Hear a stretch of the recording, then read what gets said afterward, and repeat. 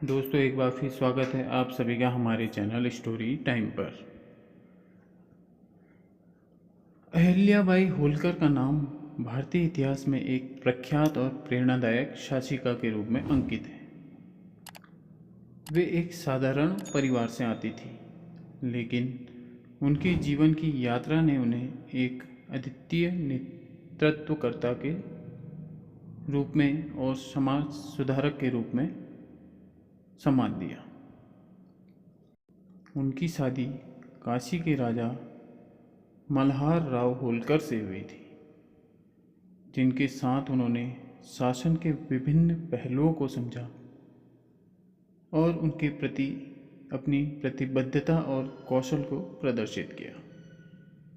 पति की मृत्यु के बाद अहिल्याबाई ने राज्य की जिम्मेदारी संभाली और अपनी दूरदर्शिता और न्यायप्रियता से महेश्वर को एक समृद्ध और सांस्कृतिक केंद्र में परिवर्तित किया।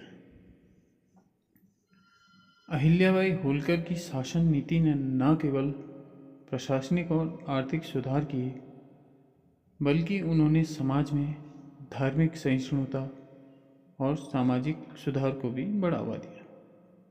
उनके द्वारा किए गए कार्य और उनके नेतृत्व के सिद्धांत आज भी प्रेरणा का स्रोत है। अहिल्याबाई होलकर का जन्म 31 मई 1725 को महेश्वर मध्य प्रदेश में हुआ था। वे चंद्रावती बाई और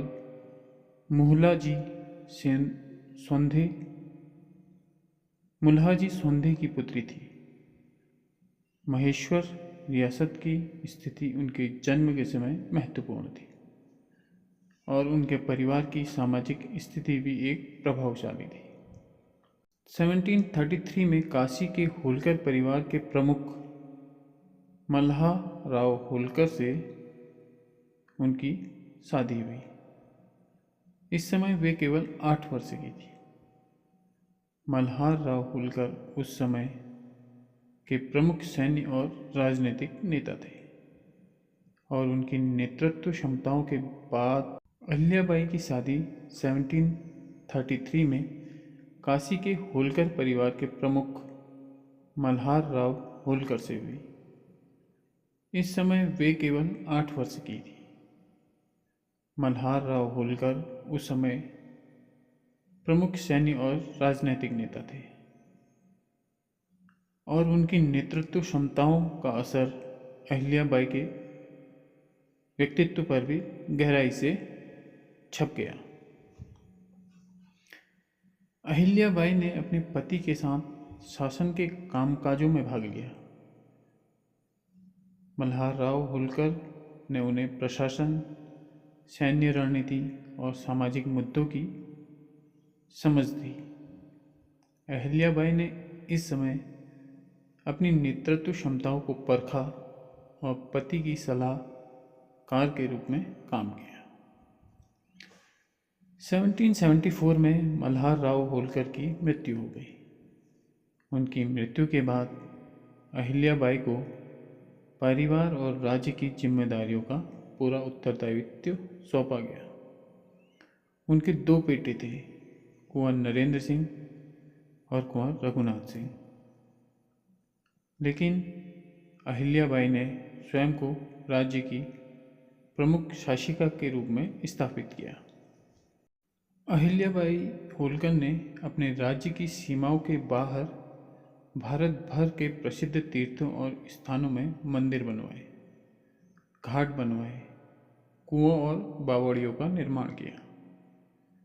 कई जगह मार्ग बनवाए, कई मार्ग सुधरवाए, भूखों के लिए अन्न सत्र खोले, प्यासों के लिए प्याऊ बिठलाई, मंदिरों में विद्वानों की नियुक्ति, शास्त्रों का मनन चिंतन और प्रवचन हेतु व्यवस्था की। आत्म प्रतिष्ठा के झूठे मोह को त्याग कर सदा न्याय करने के प्रयत्न करती रही। ये उसी परंपरा में थी जिसमें उनके समकालीन पूना के न्यायाधीश राम शास्त्री थे और उनके पीछे झांसी की रानी लक्ष्मीबाई हुई। इनके जीवन काल में ही जनता इन्हें देवी समझने और कहने लगी थी। इतना बड़ा व्यक्तित्व जनता ने अपनी आंखों से देखा नहीं था। जब चारों ओर गड़बड़ी मची हुई थी, शासन और व्यवस्था के नाम पर घोर अत्याचार हो रहे थे, प्रजा, जनसाधारण, गृहस्थ, किसान, मजदूर अत्यंत हीन अवस्था में सिसक रहे थे, उनका एकमात्र सहारा धर्म, अंधविश्वासों, भय और रूढ़ियों की जगड़ में कसा जा रहा था। जब चारों ओर गड़बड़ी मची थी, शासन और व्यवस्था के नाम पर घोर अत्याचार हो रहे थे, ऐसे समय में उनकी विकट परिस्थितियों में अहिल्याबाई ने जो कुछ किया वो चिर स्मरणीय है। इंदौर में प्रतिवर्ष भाद्रपद कृष्ण चतुर्थी के दिन अहिल्या उत्सव होता चला आता है। अहिल्याबाई होलकर जब 6 महीने के लिए पूरी भारत की यात्रा पर गई तो ग्राम उबदी के पास स्थित कस्बे में अकावल्या के पाटीदार को राजकाज सौंप गई, जो हमेशा वहां जाया करते थे। उनके राज्य संचालन से प्रसन्न होकर अहिल्याबाई होलकर ने आधा राज्य देने को कहा, परंतु उन्होंने सिर्फ यह मांगा कि महेश्वर में मेरे समाज के लोग यदि मुर्दों को जलाने आए तो कपड़ों समेत जलाएं। अहिल्याबाई ने अपने शासनकाल में कानून और व्यवस्था को मजबूत किया। उन्होंने समाज के हर वर्ग के लोगों को न्याय सुनिश्चित करने के लिए कई महत्वपूर्ण कदम उठाए। उन्होंने न्यायालयों की स्थापना की और भ्रष्टाचार को नियंत्रित करने के लिए कड़े कदम उठाए। अहिल्याबाई होलकर ने अपने शासनकाल में प्रशासनिक संरचना को व्यवस्थित और सुव्यवस्थित किया। उन्होंने विभिन्न विभागों और कार्यालयों की स्थापना की ताकि शासन के कार्यों को कुशलतापूर्वक संचालित किया जा सके। अहिल्याबाई ने स्थानीय प्रशासन को मजबूत किया और दक्ष अधिकारियों को नियुक्त किया।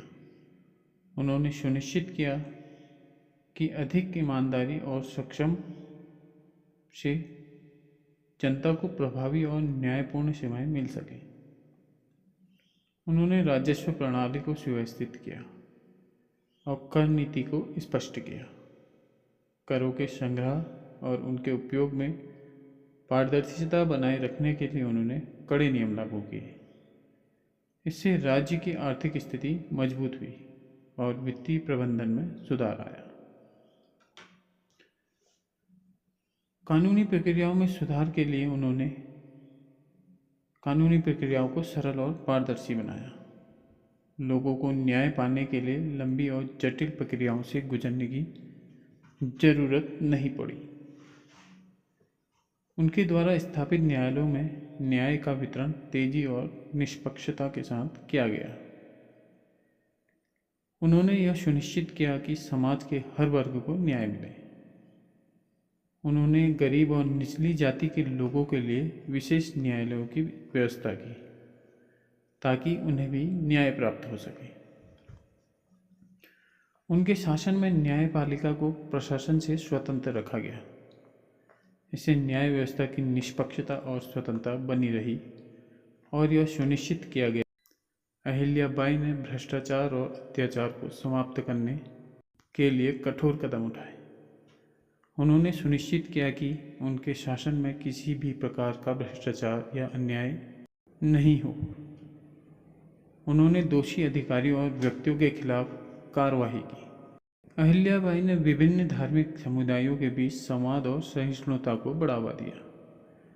वे सभी धर्मों के प्रति समान दृष्टिकोण रखती थी और उन्होंने धार्मिक स्थलों और पूजा स्थलों का संरक्षण किया।